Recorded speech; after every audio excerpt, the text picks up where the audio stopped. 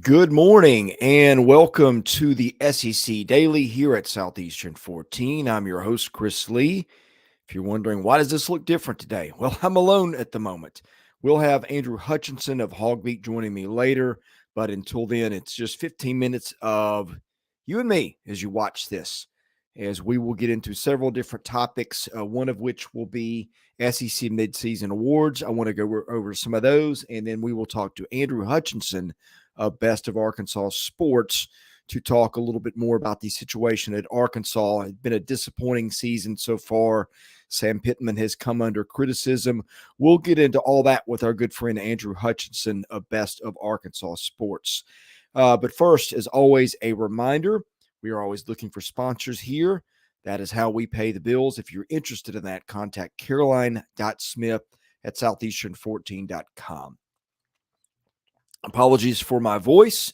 You can blame that on the Atlanta Braves, who won a thrilling Monday night playoff game and got me just a little bit excited. So, in any case, that's been a lot of fun this week watching the Braves. But voice is a little hoarse this morning, but we'll get through that together.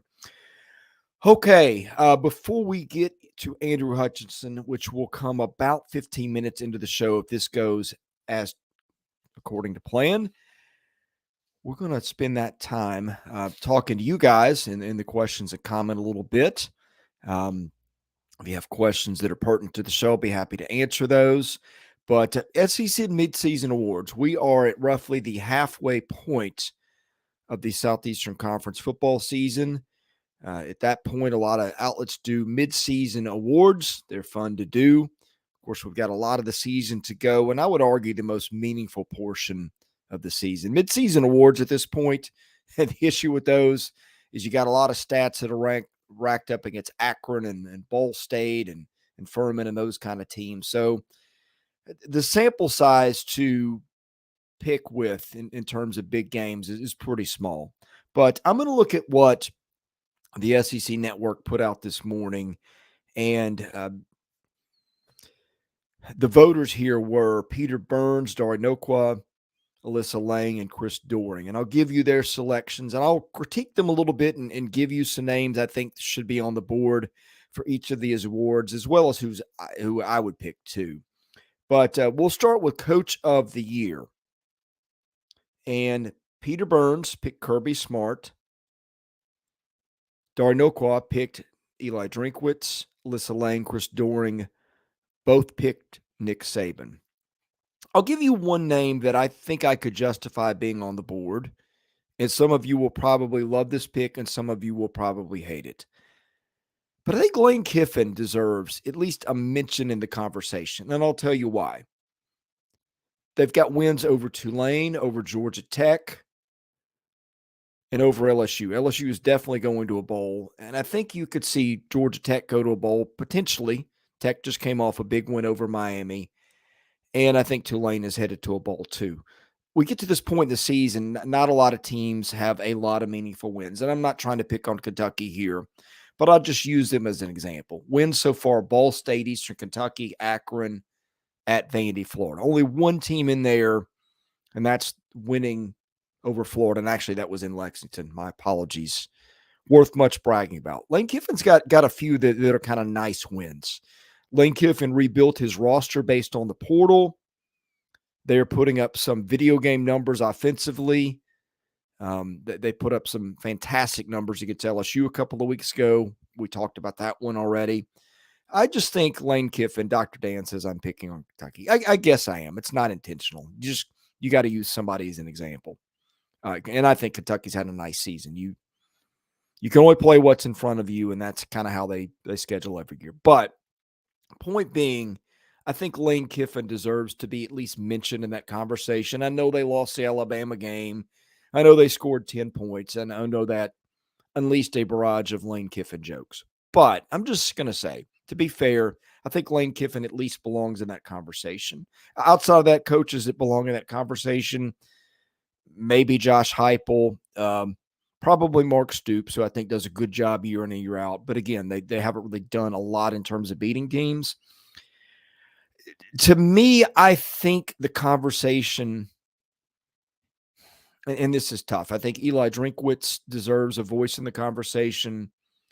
And I think Kirby Smart has done the one thing that I think gets discounted in these coach of year votings, and that is he's got his team in position to weather anything other than unbeaten would have been a major disappointment. I think coach of the year usually is which coach had a disappointing year or took a bad program to a season where they beat expectations. You don't usually see coach of the year going to the guy that had his team number one or number two or number three preseason and then went out and performed at that level. So I think Kirby Smart, you could argue Kirby Smart should have been the SEC coach the last 3 or 4 years potentially. You could have argued that for Nick Saban many years that he would have won it.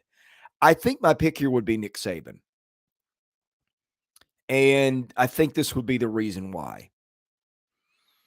Nick Saban has got his team in playoff contention at this point. Yes, they had that disappointing loss to Texas, but they had to navigate a situation where they didn't have a quarterback, and maybe you can blame Nick Saban for that.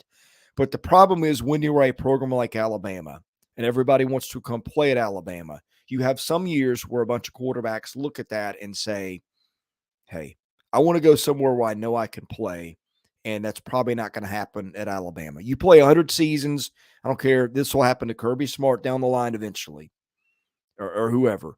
You're going to get caught in one of those years where, for whatever reason, and I had the portal in there too, it just didn't all come together. Nick Saban has done a really good job of bringing something of an identity. I mean, they've got it back on defense so far.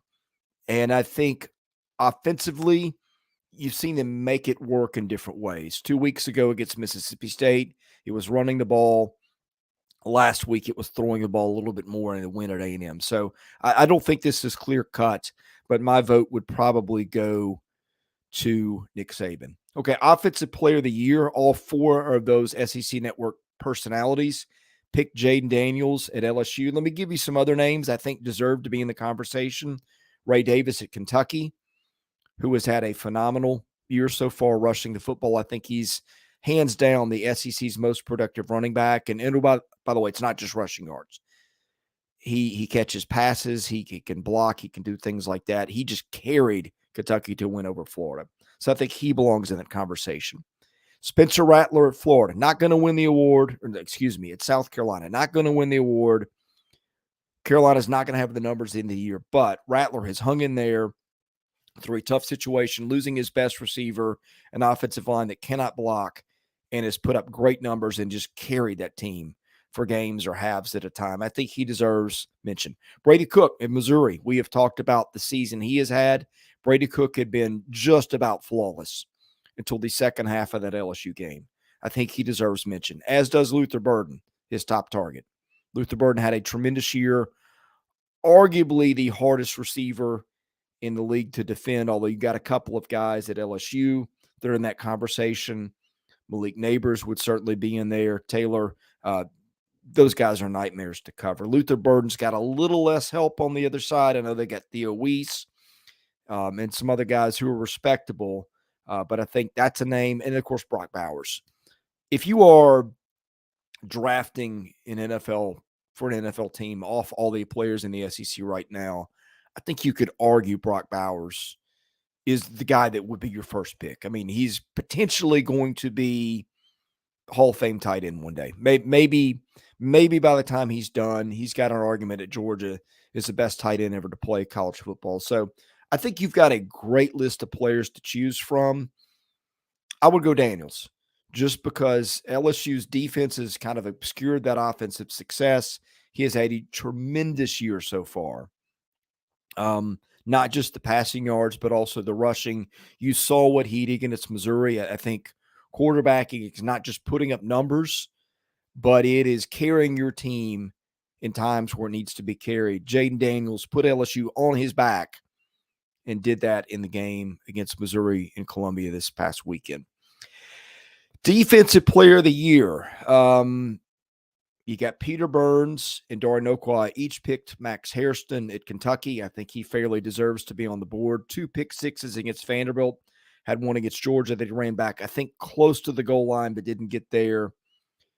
Alyssa Lang picked Jalen Simpson at Auburn. Good choice. Not only does he have numbers, he's got some picks and some big plays, but I think he is Pro Football Focus's highest rated SEC defender so far.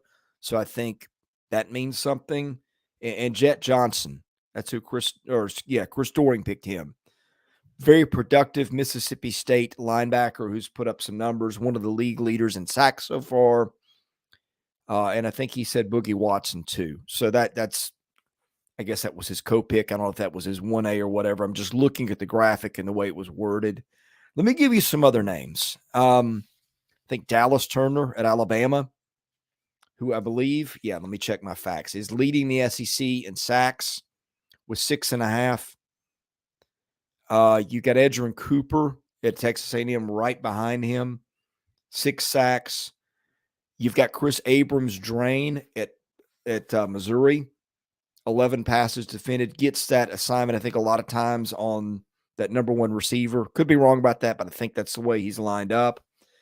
You got the kid James Pierce at Tennessee, who has been a pass rush specialist is not the word, but been doing very well in terms of getting after the quarterback. And you got Malachi Starks at Georgia, who, according to Pro Football Focus, I said Jalen Simpson was the highest rated player in the SEC, according to Pro Football Focus, on defense. I think Malachi Starks has got him beat by about that much. I think it's like 0.2 of a rating point for whatever that means. Georgia is the league's best defense. He is arguably the best player on that defense. He's out there a lot. Where would I go with my pick? This one's tough. I think if I had to make a pick, I'd take Dallas Turner. But, I mean, that's one I could argue for Hairston based on a couple of pick sixes on a good Kentucky defense. Simpson's got an argument. I have a harder time with Jet Johnson just because that defense is not very good. That's not necessarily his fault, but I kind of like picking – defensive stats are hard to interpret. Team context is a big thing. Be hard for me to go with Jet Johnson just because of that. I think I'd probably take either Simpson, Starks, or Turner, and probably if I had to make one pick, I would probably take Dallas Turner. Newcomer of the year.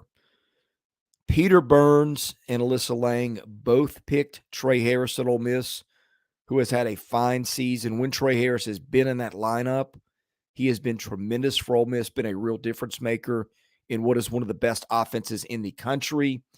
Graham Mertz at Florida. That is who Chris Doering and Dari Nokwa went with, and I think that is a defensible selection too.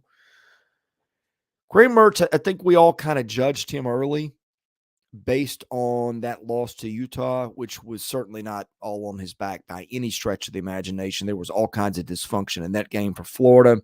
So I think Graham Mertz has had a nice season. We talked about how Florida's defense has kept off the field. I think Florida's 53 snaps a game is the lowest in the league defensively.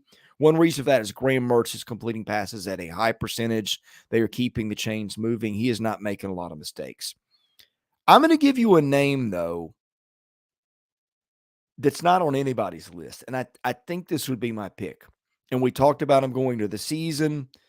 Blaine Gilmore called him the best high school player he had ever seen. That's Caleb Downs of Alabama. Caleb Downs has had a great season for Alabama. I think he grades out as the highest rated newcomer on defense in the league at Pro Football Focus. I think his grade was around an 84 or 85. I don't know how that compares to offensive players, but I think defensive back Caleb Downs at Alabama has had a really nice season. Harris, I think play for play could be your pick. Because when he's been in there, he's been dynamite. The problem is he just missed some games. And it's harder to give credit for stuff you don't do when you're not out there. And maybe that's, I don't know if that's unfair to Trey Harris, but Caleb Downs has been out there a lot more. That would be my pick. So I think my picks, Coach of the Year, I would go Nick Saban. Offensive Player of the Year, I would ride with the SEC Network, go with Jaden Daniels. Defensive Player of the Year, I think I would go with Dallas Turner. Newcomer of the Year, I think I would go with Alabama's Caleb Downs. All right, my buddy Andrew Hutchinson from Best of Arkansas Sports is hopping on to join us. Want to welcome him to the show. Before we get to Hutch, a shout out to our sponsors. CHOMPS, if you're looking for a game day snack, these guys can do the trick for you. 9 to 10 grams of protein, 60 to 100 calories per stick, gluten-free, free of the top 9 allergens. I know Hutch and I both have kids. They are safe for kids, no hidden harmful ingredients. If you are looking for a game day snack, check out CHOMPS today. We got a discount code across the bottom ticker, which I forgot to put up, but they're your perfect game day snack. And speaking of perfection, myperfectfranchise.net. Those guys also sponsor our show. If you are sick of working for somebody else, looking for a better life that you can live more on your terms, the guy that can help you understand the risks and rewards of that is Andy Ludicky of myperfectfranchise.net. He'll help you find the perfect franchise based on your goals and dreams, skills and financial requirements. In other words, your personalized American dream. He'll educate you on the process, work with you every step of the way, no obligation. His services are free. Call him 404-973-9901. Fill out a free questionnaire to get started. Andy has helped place dozens, hundreds of people in better situations. They will match you with the right franchise and get you started towards a better life. Well, Andrew Hutchinson of Best of Arkansas Sports joins us.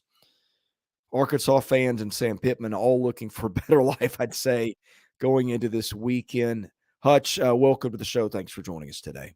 Yeah, anytime. What is the mood around Arkansas football right now? I think I know the answer. I just want to hear it from your lips. Not good. Not good at all. Riding a 4-game losing streak, going into Tuscaloosa, probably going to be a 5-game losing streak. Bowl hopes are, on life support at best.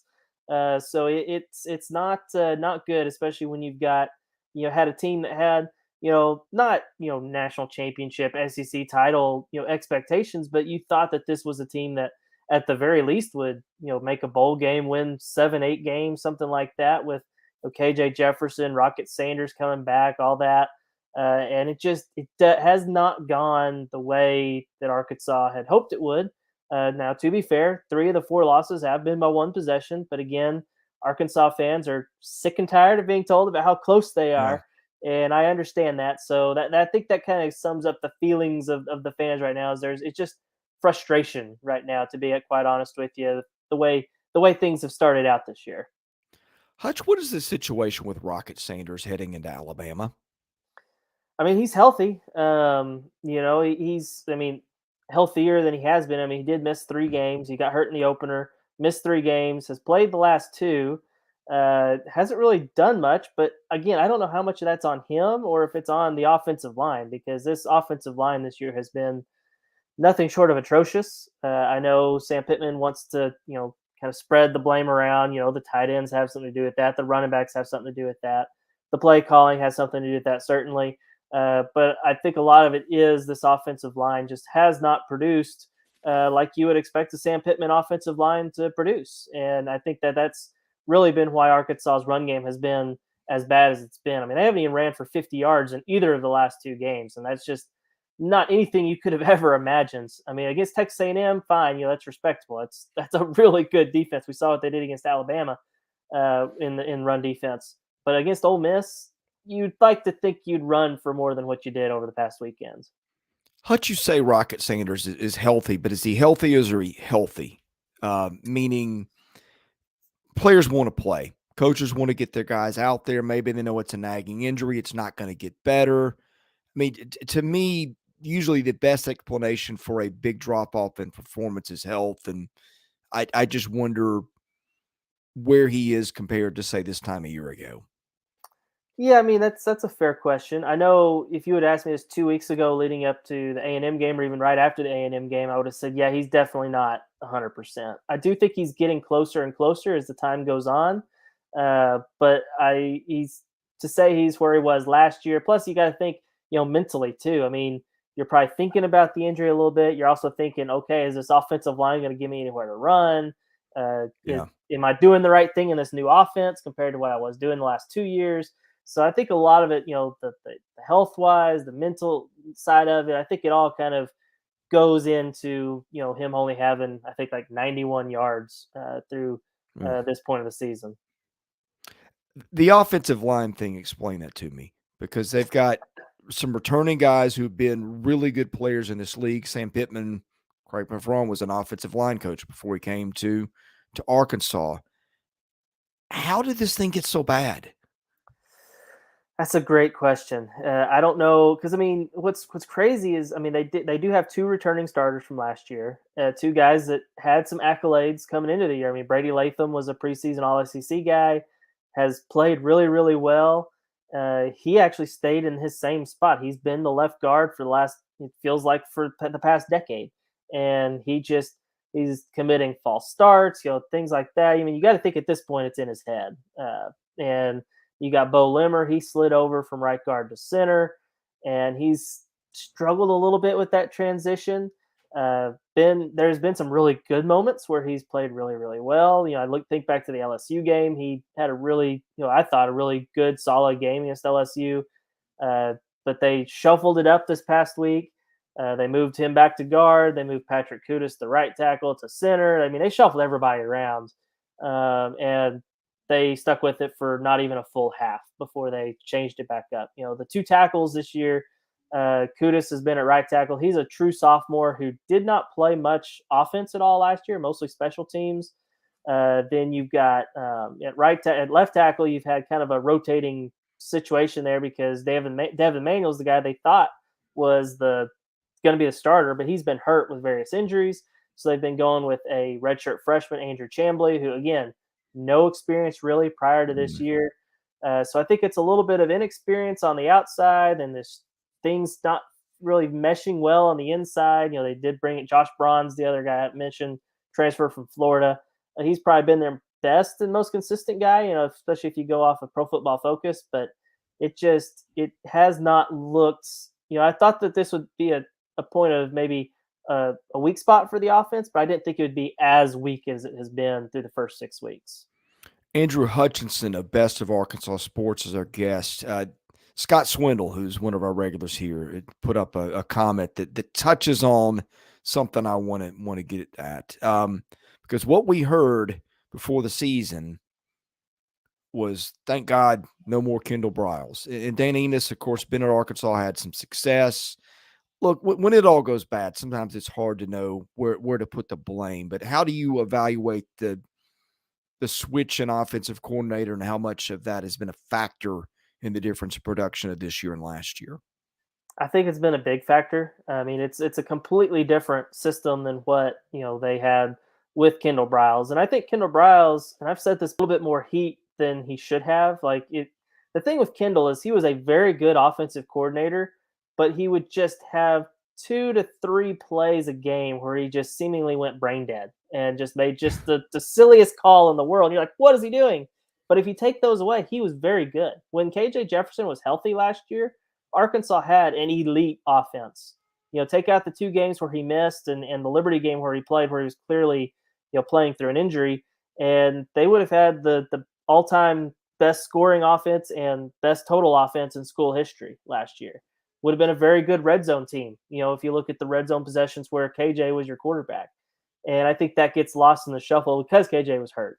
But then bring in Dan Enos, and it's different. They're asking him to make different reads and to just do different things, and it's a more of a pro style system, and it seems like KJ is not playing just freely right now. It seems like he's still thinking a little bit, and when you're thinking, you're not playing as fast as you can.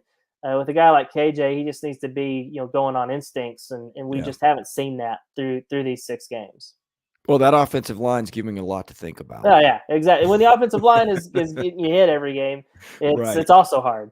Right. Sam Pittman. I've never met Sam Pittman. I've been in the room with him at media days. Just everything I hear about him is he's a wonderful human being. And look, I've been in the sports media business a long time. I have dealt with coaches that are anything but that. Guys that you really like and respect personally at this high level. I'm not going to say they're rare, But they're not as common as I want. So with that said, I root for Sam Pittman. I hate to see him in the situation he's in, but there's been a lot of hot seat kind of talk. Is that fair or unfair? Because I'll give you a preface to that. I just remember how bad what he took over was and how quickly it turned around. And sometimes you just have one of those seasons where your best back gets hurt and something pops up on the offensive line. And next thing you got 6 things converging to wreck your season, and people turn on you. That makes it worse in the day and age of social media. To me, I like what Sam has done. And I would like to see him get the benefit of the doubt to hit the reset button next year and see where it goes. But if this thing goes off the rails, does he get next season? It's hard to say right now because it depends like what off the rails means. I mean, if Yeah. they do have a very manageable back half of the schedule. Yeah. After Alabama, it gets a whole lot easier. You got Mississippi State, Auburn, both at home. You have Florida International still, so that should be a win. You go to Florida, which that's tough. Going to Gainesville is never easy, but it's not a dominant Florida team by any means. You got Missouri to end the year on Black Friday.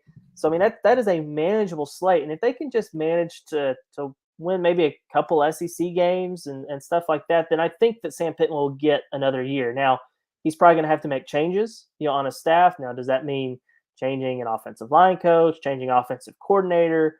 I'm not sure exactly what that looks like, but I could see that being kind of the thing. He gets year 5 to see, okay, what can you do? Can you Yeah. show that this was just a blip on the radar? But I just don't know how it's now. If it goes completely off the rails and you lose the rest of the games, and maybe you beat FIU, then I think at that point, Hunter Yurchek's going to have to ask himself, do I think this man can get us over the hump? Because he did inherit a disaster of a program. But again, they've been competitive in all these games, even the A&M game where they ended up losing by a wider margin than the other ones. It was a close game, well into the third quarter, maybe even the fourth quarter. I can't remember exactly the timing of everything. They were still, it was still a game. Yeah. And the other ones, you lost to BYU by a touchdown. You lost to LSU on the road on the last second field goal. Lose to Ole Miss, a very good team, on the road by a touchdown. So it's not like the team has completely quit on Sam Pittman. If the team Well, quits, then I think you've got to really ask yourself the hard questions of if he's the right guy. yeah, I like your answer there.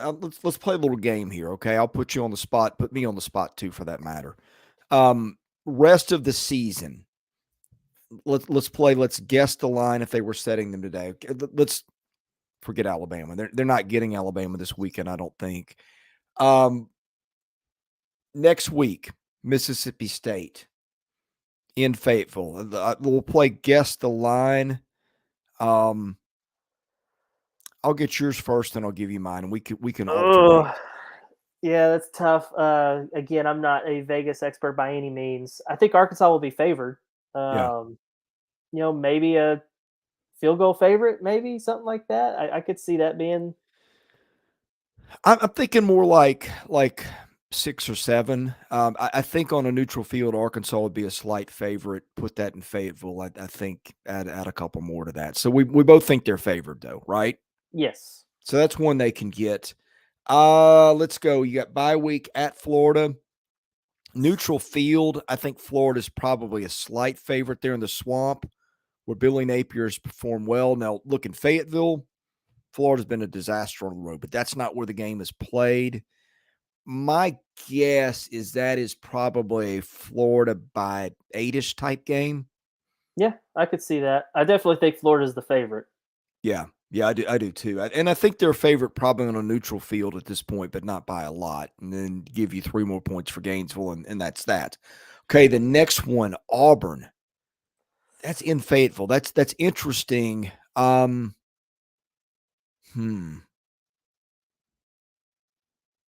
I think Arkansas would be favored. I mean, of course, That's almost a depends pick 'em. on it. It almost is. I mean, with it being in Fayetteville, I think it's why I would say Arkansas is the favorite.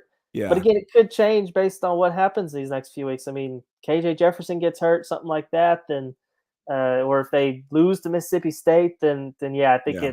it like, shift to Auburn. But I think right now, but again, the last time Hugh Freeze was in Fayetteville, he beat Arkansas with Liberty. So Ooh. we'll see. I think I'd go Arkansas by a point right now. I think that's fair. Okay. Next one, FIU. FIU is a bottom 5 team in the country. I think that's an Arkansas by 21-ish type game. Yeah, I'd say 21, 24, something like that. And then Missouri. And that game is where this year? That's in Fayetteville. Okay. I mean, Missouri has looked good. I mean, they went toe to toe with LSU, and I mean, I think Mizzou's going to be favored. Barring the teams just completely changing trajectories. But I do see Missouri being favored there. Plus, it's always been a weird series. Arkansas has had a Yeah. hard time beating Missouri since they joined the SEC. One of the more frustrating series for Arkansas fans, I would say.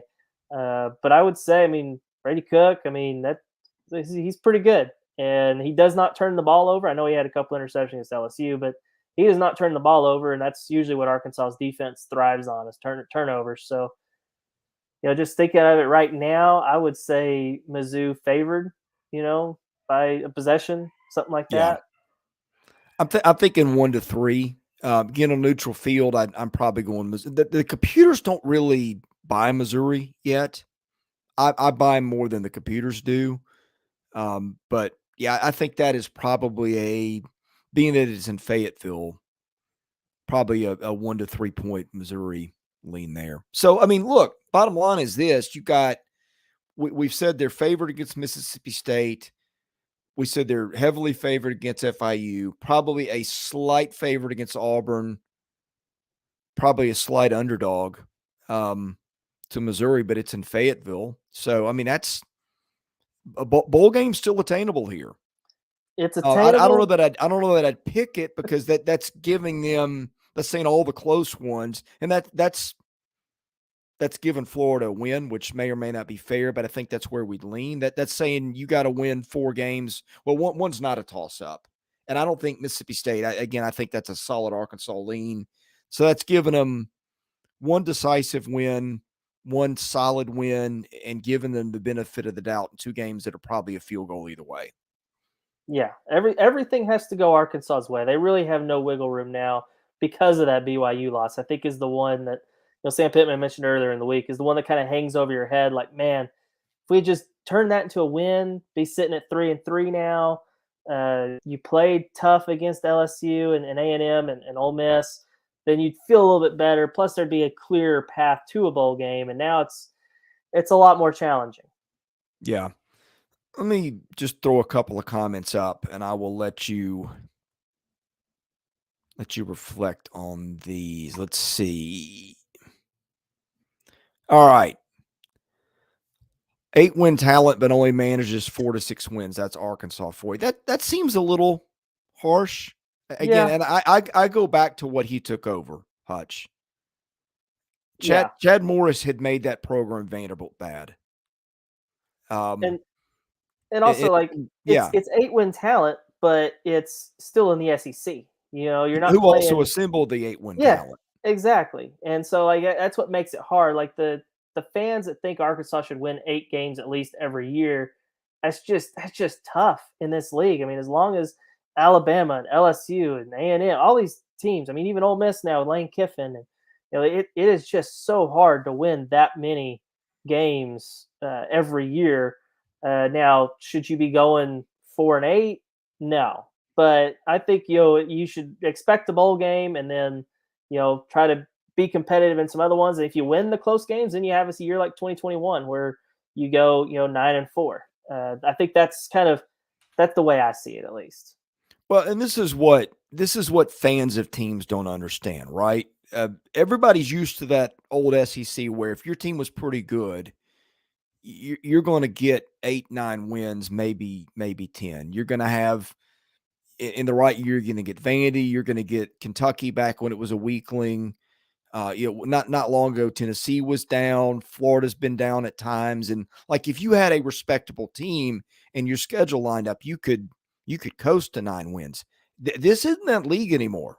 I mean, you've got Vanderbilt and maybe Mississippi State is gonna get on that level the way it's trending with Zach Arnett, but that's premature to say. And then you got the NFL. It's like if you draw I don't know, the Chiefs or the Bills or somebody, you're probably not going to win even if it's on your field. But you draw anybody else, given week, you don't know what's. I mean, heck, we got 3 games this week in the league that are basically pick'ems on a neutral field. I just don't think people have built that into their expectations yet. And I think I'm not trying to pick on Arkansas fans here, but I just think that's the way the league is. And I think you got a lot of fan bases that by the time we get to November, about half the league feels the way Arkansas feels today. And then also, like Arkansas fans, the older generation, they remember the Southwest Conference days, and Yeah. you don't have Rice and SMU and death penalty SMU or Texas Tech when they weren't any good, and those kind of schools are not. It's a whole different animal in the SEC compared to the old Southwest Conference. Okay, Dr. Dan, what happened after 2021? Arkansas looked dangerous. I thought 2022 they were going to be a monster. No, pass defense had a lot to do with that a year ago. Injuries had a lot to do with that as well. Well, yes. The secondary was just ravaged. I mean, at one point they had 7 DBs injured at once, guys that would be playing. So that kind of went into them having literally the worst pass defense in the country. Then also KJ Jefferson missed 2 games and was clearly not healthy in another one. If KJ was healthy all of last year, I firmly believe they win at least 2 more games. So instead of going 6-6, you're 8-4. Win the bowl game, boom, you're 9-4 for back-to-back years. So I think they just got really, really bad luck last year in football and basketball and baseball when it came to injuries. All right, we have the unbiased Brim Reaper here. State of Arkansas football equals lackluster offense wasting much improved defense. That's probably Fair. not a bad. Here's what is astonishing to me, and again, this is explainable, but we both kind of talked in the offseason about we could see either KJ Jefferson or Rocket Sanders on the Heisman stage in New York.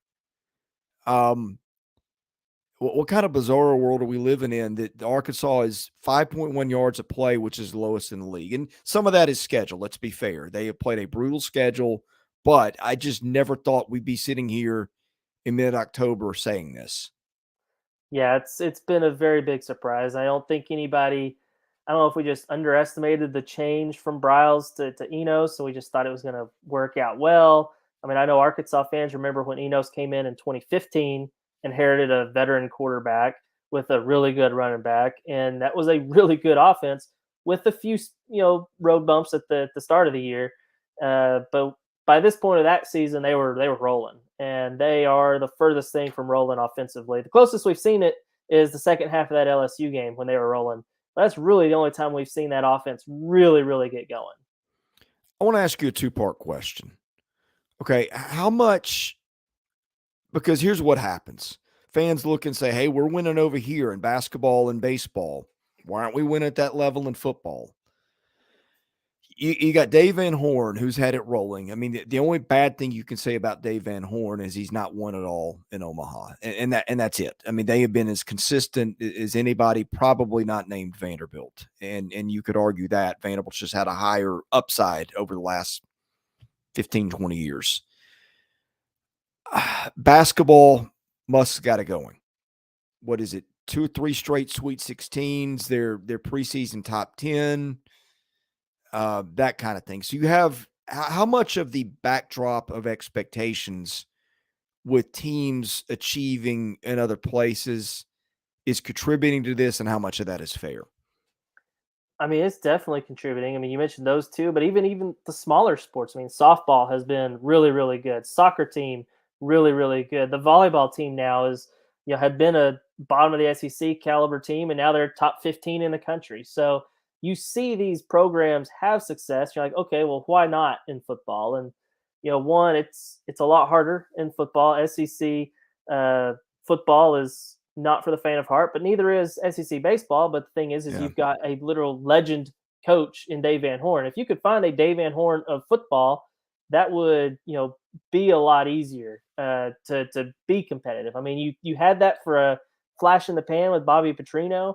Was that sustainable? I'm not 100% sure. But I do think that, I don't think it's necessarily fair. Plus, you look at the recruiting disadvantages in football. Arkansas, as a state, does not produce very many SEC caliber football recruits, Yeah. whereas Mississippi, Alabama, Louisiana, Texas, Georgia, all those states produce, even Missouri, at a much higher level than Arkansas. And it's just harder to convince those guys that grew up being LSU fans, grew up being A&M, Texas fans, to leave their state and come play for you instead. It's a Yeah. lot easier to do that whenever you're Dave Van Horn and say, hey, you want to go play in Omaha, come here. He's able to recruit nationally. Eric Musselman is starting to recruit nationally. Just landed a top 50 caliber guy from California who has, as far as I can tell, no ties to Arkansas, and that's because he's won at an extremely high level. So I think you got to have the winning come first, and then maybe you can do the recruiting, and then it just kind of snowballs from there. That's kind of what I've kind of determined is that's what they have to do in football, and that's a whole lot easier said than done. Well, here's the other issue too. Okay, NIL is popping up everywhere. You hear Mark Stoops pop off about it this week. He is far from the coach. Mike Gundy talked about it this week. You got a coach in basketball, and Eric Musselman, who has got booster support of NIL. I would presume Dave Horn has got a pretty good situation there. I've not really dug on into that. You would know, but how much of that NIL money is there to go around, though, and how much of an issue is that for Sam Pittman? Because if you're a donor out there with some money to give, you're like, hey, look what Muss is doing over here. We're going to Sweet 16s. We're beating Gonzaga. We're pretty close. One of these years, maybe they pop through, get to the Final Four and beyond. How much of that hurts Sam Pittman?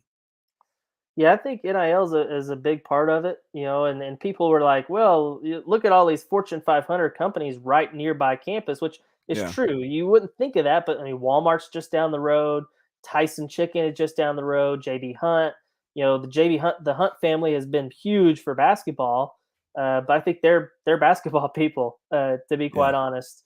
They remember the heyday of the '90s with Nolan Richardson. I'm sure that has something to do with it.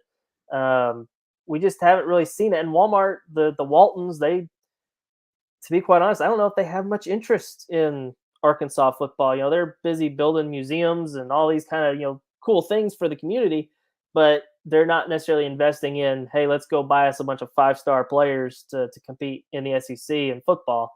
I think there is something there to that. And again, as you said, they know the return is going to be probably a lot safer when it comes to baseball and basketball, just because they've seen it happen already. With Yeah. football, it'd be more of a leap of faith, and I don't know if there's necessarily much to go around there to where they're competing in the NIL level of other teams throughout the conference, like A&M, Georgia, whoever. All right, I'll let you go here in a minute.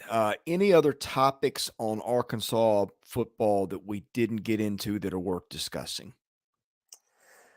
Other than the fact that, they're going into Alabama with a few injuries, that makes it even a little bit scarier. It was probably not going to be a win anyways, but, being down, it looks like, Al-Fahim Walcott, is starting safety, is going to be out.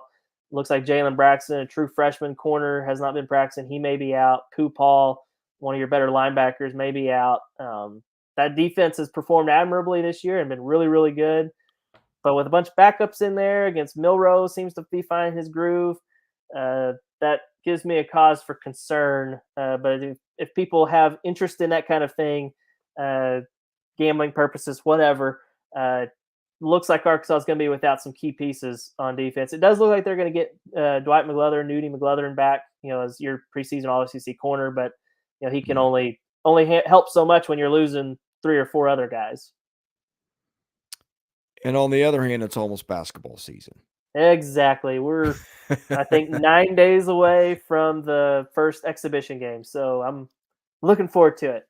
Well, this is a football podcast, and we're going to be launching a basketball one soon, I think, daily. But look, I was looking at them on paper last night. You can't really make a judgment until you look at everybody, because you look at one team and you go, hey, that's pretty good. And you look at the other team and There's a lot of teams in this league in good situations, but I look at that roster and in the vacuum, that to me looks like a team where you don't have to squint much, if at all, to see that being one of the last ones standing in March. They look like they have shooters, which is something they haven't had under Eric Musselman. They have age. They they're older team than last year when they had a bunch of freshmen. I think that was not by accident. I think Eric Musselman's experienced how it is with so many freshmen, and he wanted to go get some older players. So you got a ton of seniors on this team. So yeah, on paper, it looks like it should be a very competitive team in the SEC and on the national scale. Let's tell folks where they can find your work, please. Yes, so I write for bestofarkansassports.com. We're a free site, no paywall, nothing like that. So you can get all your coverage of Arkansas for free. You can also follow me on Twitter at NWA Hutch. Post all of my work on there. So I would say check out that. And again, Best of Arkansas Sports. We are all over it, covering all three sports all year round. Hutch, thanks for joining us, and I know we'll be catching you again soon. If not for basketball season, maybe for football season that hopefully for Arkansas gets a little more interesting. I hope so. I hope people stay interested in it while they go through these struggles. But hopefully, I can come on soon and maybe talk about a win or two. Yeah, it'd be nice. Hey, Hutch, thanks for joining us. We'll see you again soon. Anytime. Okay, we're wrapping it up here today at Southeastern 14 Daily, and tomorrow's show, that'll be Thursday. We usually do them live from 11 to noon every day. I think this will be the first time since we've launched that we've not done it live. We got fall break here at the Lee House, so going to take a little time with the family tomorrow. What I'm going to do is pre-record that show. We will air it live as if it's live at 11 o'clock on Thursday. And look, it won't be live. And I'm not going to tell you what it is, but I will tell you this. I'm going to be recording it here in about an hour with the special guest that we've never had on the show before. I think it's going to be an outstanding show. We're going to get some topics we haven't done before. I think you're going to like that. Friday is our usual day with Trey Wallace at Outkick. I need to nail that down with Trey. I don't know if I will do that Friday, if he can join us, or if we will pre-record that one and run it then too because of vacation schedules and such. But either way, we will have content for you starting at 11 Central on Thursday and Friday. Thanks for watching us today. I'm Chris Lee of Southeastern 14. This is the SEC Daily. God bless you. Thank you for watching, and we'll see you again on Thursday.